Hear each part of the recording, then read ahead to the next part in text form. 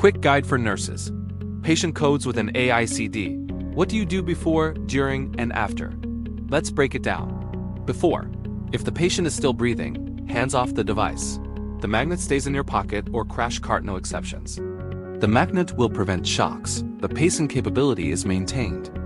Never place external defibrillator pads directly over the generator. It can damage the ICD, cause burns, or trigger unintended shocks. Keep pads at least 10 centimeters away from implanted generator. Place external defibrillator pads either from sternum to axilla or anterior-posterior placement.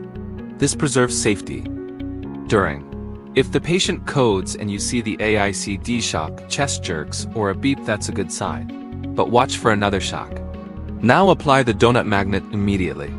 Place it firmly on the generator pocket and tape it if needed. This stops ICD shocks. Then start CPR chest compressions first.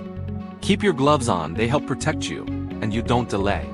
If the device fires while you're compressing, don't stop. It's not lethal. Keep compressions going. The magnet is your ally. After. Once the code is called, keep the magnet on. You might still see pacing spikes on the monitor. They'll fade as the heart stops. The ICD tries to capture, but eventually no electrical activity is detected and it shuts down. Leave the magnet in place until family members say goodbye or the morgue arrives. It may look unusual, but this is a critical safety measure for everyone involved.